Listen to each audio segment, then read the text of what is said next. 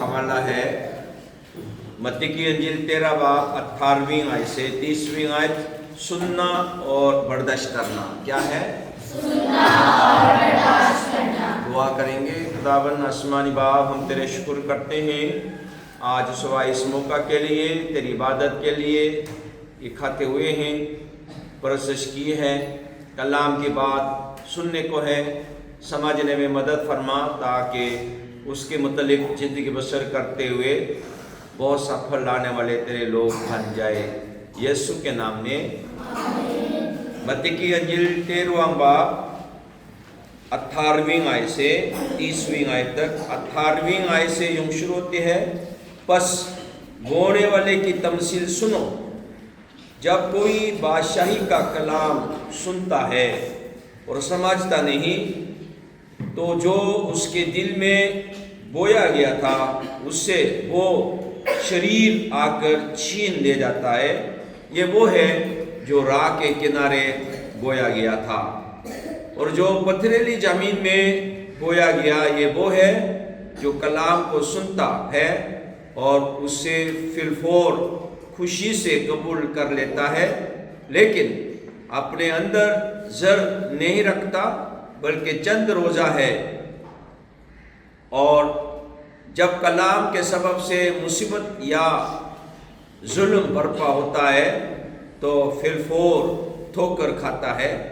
और जो जारियों में बोया गया, ये वो है जो कलाम को सुनता है और दुनिया की फिक्र और दौलत का फरेब उस कलाम को दबा देता है और वो बेफल रह जाता है। और जो अच्छी ज़मीन में बोया गया, ये वो है जो कलाम को सुनता और समझता है और फल भी लाता है। कोई 100 गुना फलता है, कोई 7 गुना, कोई 30 गुना।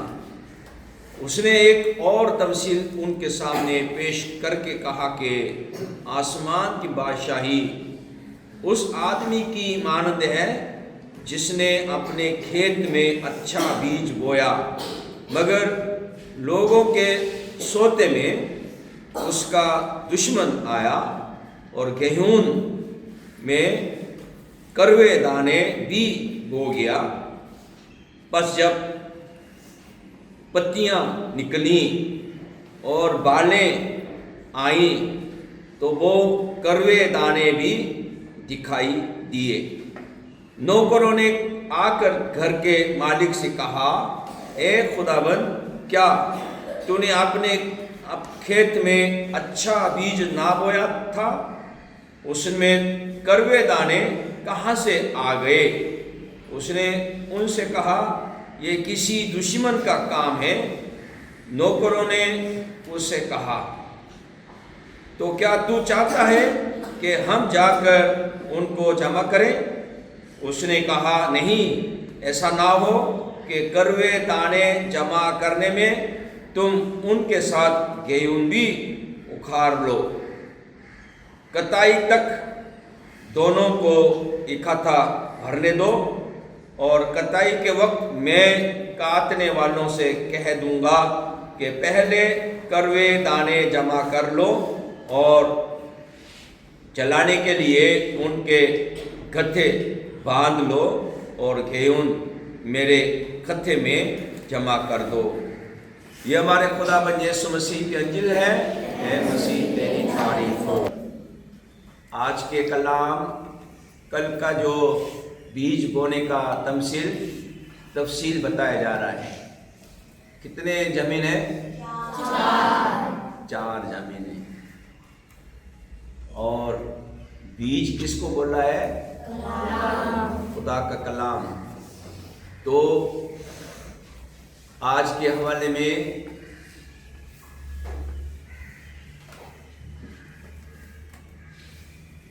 खुदावन चाहता है क्या? कल की बात है। बीज बोने का मतलब क्या है?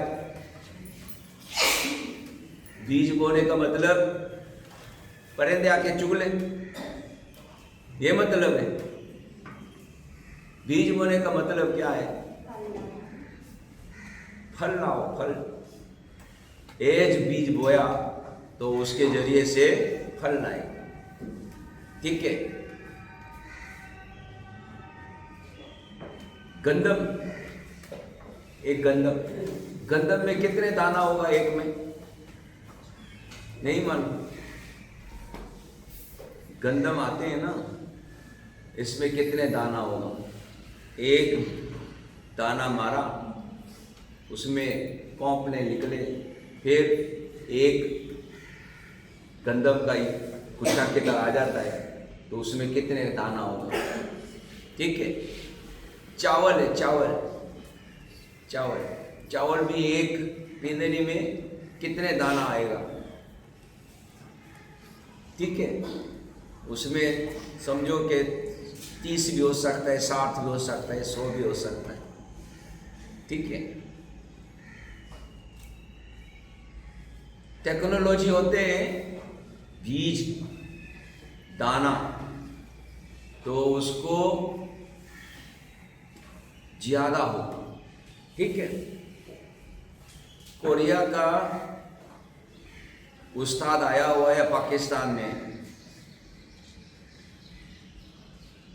आलू को, आलू जमीन में होता है ना, जमीन के अंदर होता है आलू। ठीक है। आलू काट के जमीन पे रखेगा, उगेगा, फिर वो आलू अंदर दे देगा जाएगा। तो एक आलू का जो घास है वो कितने आलू आ जाए? ज्यादा आलू आने वाले आलू तैयार कर। समझ में आ रहा है? कोशिश करते हैं एक चावल में बहुत सा दाना आ जाए। ठीक है। कोशिश करते हैं। खुदाबंद भी आज के कलाम में बता रहे हैं फल लाए, लेकिन खुदाबंद के दुश्मन, मालिक के दुश्मन गेहूं का दाना नहीं बल्कि क्या डालता है? करवे दाना भी डालता है। करवे दाने मतलब क्या है? बीज बोया, बीज बोया तो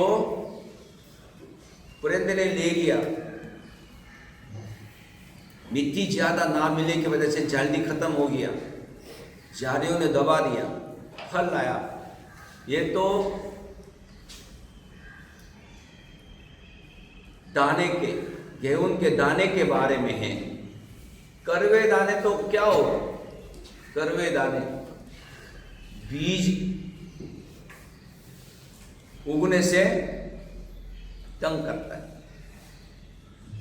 करवे दाने आ गया तो क्या करेगा?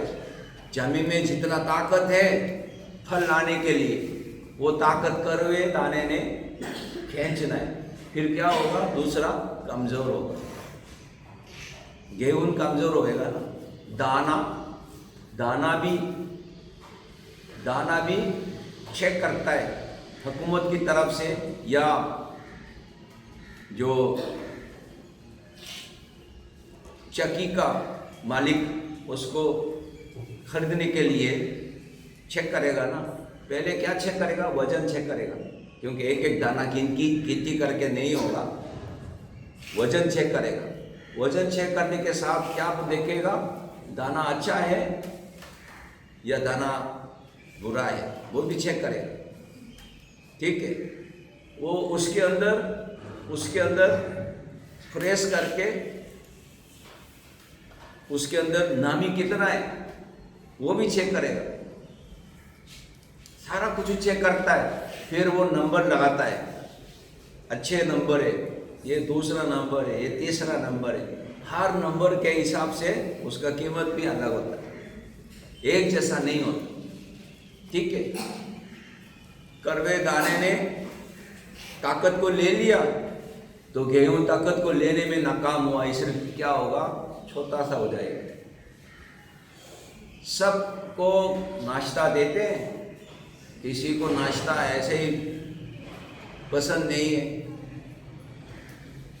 थोड़ा चाक के खत्म कर दिया, फिर क्या होगा? ताकत लिया नहीं है, जो ताकत जिससे बनता है लिया नहीं है तो क्या होगा? कमजोर होएगा।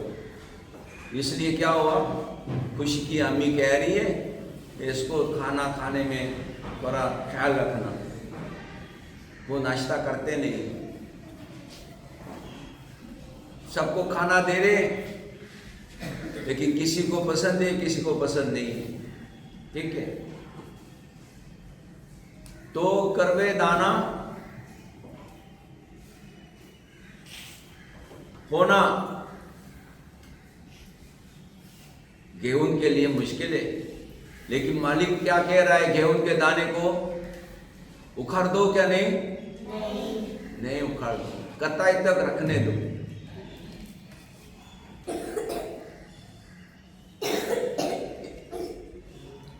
इस बात को याद रखे कि जहां कहीं होगा सब अच्छे लोग नहीं होंगे, बुरे लोग भी होंगे। समझ में आए? 12 शागिर्दों में से एक बुरा था, वो यीशु को पकड़वाने वाला था, ठीक है? इसी तरह अगर सोचा जाए हमारे हॉस्टल में भी करवे दाना होगा या नहीं होगा? होगा जरूर। इसलिए 8,000 चुरा के ले गया और 6,000 का चार्जर यमीमा टीचर का ले गए। कौन ले गए मालूम नहीं। करवे दाने तो होगा, अभी हमें बताता नहीं है, इसलिए हमें ज्यादा नहीं मालूम, लेकिन चीज अलमारी में रखते चुरा के ले जाते, या अपना ऐसे चीज लेकर आए अगले दिन गायब हो गया सब।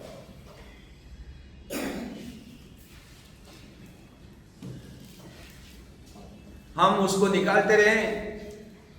पहले पिछले साल 70 तक बच्चियां हो गई थी, 70 तक, अभी 10 गया, अभी 60 हो गए। कुछ पसंद नहीं किया या हमने निकाल दिया, ठीक है? लेकिन खुदावंद क्या कह रहा है? निकालो कि नहीं निकालो? नहीं निकालो। लेकिन हमने बोला जब यहां से चला गया हम दोबारा रखूंगा नहीं, लेकिन दोबारा रखा अरीना को, सनेना को। हिबा इतना नींद आ रही है, खड़े हो जाओ।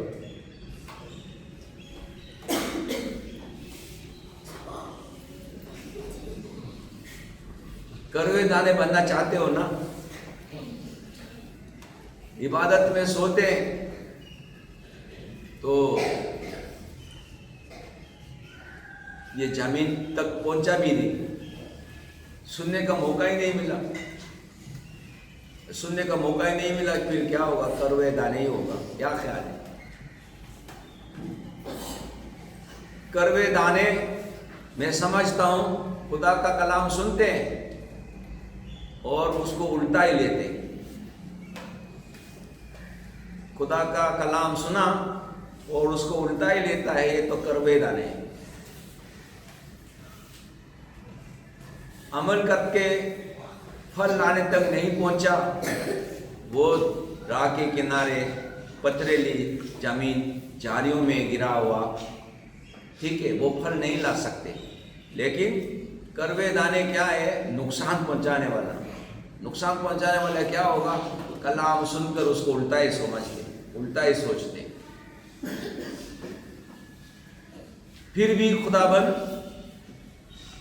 उसको जमा करने में मुना कर रहा है।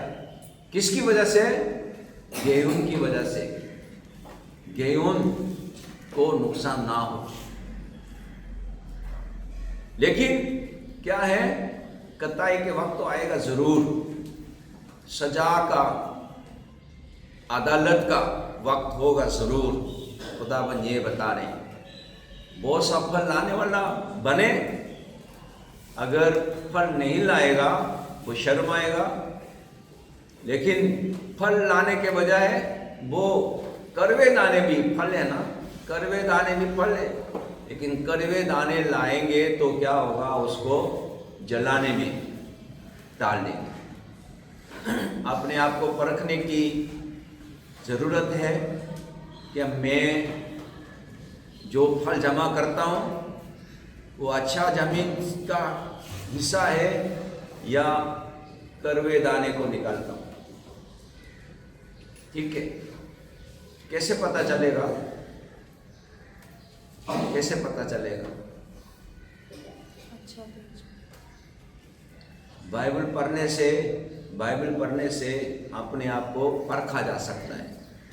बाइबल पढ़ेंगे तो ये बाइबल एक आईना है, अपने आप को देख सकता है। बाइबल रोज पढ़ने का मतलब यही है कि मैं अपने आईने को सामने रख के देख रहा हूँ, कलाम की बात को देख रहा हूँ और अपने आप को उसमें से देख रहा हूँ। मैं ऐसा चलता हूँ या नहीं, बहुत सफल लाने वाला हूँ या नहीं, या जो मैंने बहुत सफल लाया वो कड़वे दाने हैं या गेहूं ने। कैसे परखेगा, कैसे जांचेगा? आईने को देखने से, यानी बाइबल को मुतालिया करने से पता चलेगा। इसलिए रोज बाइबल पढ़ना जरूरी है,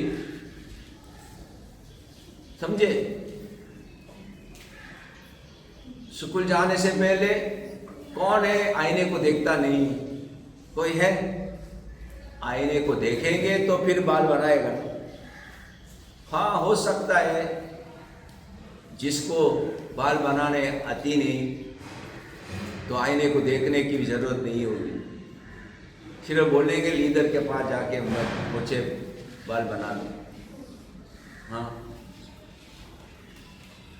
जरूर है बाइबल मुतालिया करे, अपने आप को परखे, जांचे और अच्छे फल लाने वाले बने। ठीक है, हकीकी जिंदगी किताब की नसीहत को सुने। सुनना और बर्दाश्त करना, फलदार दिल।